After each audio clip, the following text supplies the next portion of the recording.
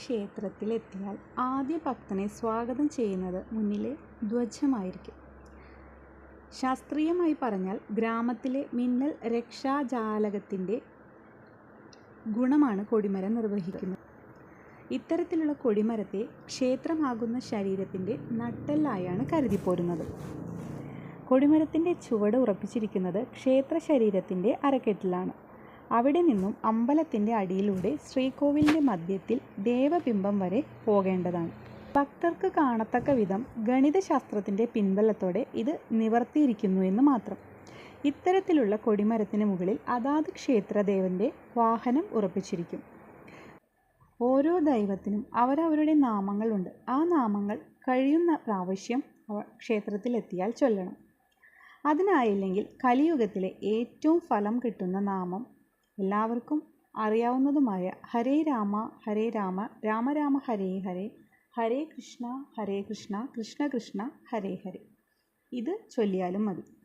ഇനി അമ്പലം ഊർജ്ജ സ്രോതസ്സാണെന്ന് പറഞ്ഞല്ലോ. ശരിയായ രീതിയിൽ പ്രതിഷ്ഠയ്ക്ക് മുന്നിൽ പ്രാർത്ഥിച്ചാൽ ഒരു പോസിറ്റീവ് എനർജി നമ്മിലേക്ക് വരും. അതായത് അവിടെ തളം കെട്ടിക്കിടക്കുന്ന ഈശ്വര ചൈതന്യം നമ്മളിലേക്ക് പ്രവഹിക്കുന്നതിന് നടയ്ക്ക് നേരെ നിൽക്കാതെ ഇടത്തോ വലത്തോ ചെയ്യണം നമ്മൾ തൊഴാനായിട്ട്. ഇനി നമ്മുടെ ഗുണത്തിനും അഭീഷ്ടസിദ്ധിക്കും വേണ്ടി ഭഗവാന്റെ തിരുമുമ്പിൽ സമർപ്പിക്കുന്ന ഉപഹാരമാണ് വഴിപാടുകൾ. വഴിപാട് എന്നതിൻ്റെ ശരിയായ അർത്ഥം ആരാധന എന്നാണെന്നും ഈശ്വര സന്നിധിയിൽ വെച്ച് ചെയ്യുന്ന ത്യാഗമാണതെന്നും ഒരു വിശ്വാസമുണ്ട്. വഴിപാട് യഥാർത്ഥത്തിൽ പൂജയുടെ ഒരു ഭാഗം തന്നെയാണ്.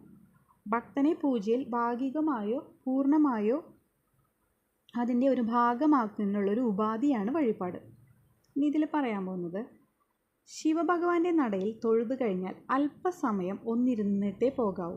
ഇതിന് കാരണം ശിവഭഗവാന് തൻ്റെ ഭക്തരോട് അതിയായ കാരുണ്യമാണ്. ഒരു ഭക്തൻ തൊഴാൻ വരുമ്പോൾ തന്നെ തൻ്റെ ഭൂതഗണത്തോട് അവരെ കൂട്ടിക്കൊണ്ടുവരാൻ കൽപ്പന കൊടുക്കും. അവർ തൊഴുതു കഴിഞ്ഞ് ഇരിക്കുന്ന സമയം നിങ്ങൾക്ക് തിരിച്ചു പോരാം എന്നാണ് അദ്ദേഹത്തിൻ്റെ കൽപ്പന. തൊഴുതു കഴിഞ്ഞ ശേഷം നാം ഇരിക്കാതെ പോയാൽ ഭൂതഗണങ്ങൾ ക്ഷേത്രമതിൽ വരെ നമ്മെ പിന്തുടരും. ധാരാളം പേർ തൊഴാൻ വരുന്ന ക്ഷേത്രത്തിൽ എല്ലാവർക്കും അകമ്പടി പോകേണ്ടി വരും. അതിനനുവദിക്കാതെ നാം നേരെ പോന്നാൽ അവർക്കത് ബുദ്ധിമുട്ടുണ്ടാകും, നമുക്ക് ദോഷമാകാനും സാധ്യതയുണ്ട്. അതിനാലാണ് തൊഴുതാലുടൻ അല്പനേരം ഇരിക്കണമെന്ന് പറയുന്നത്.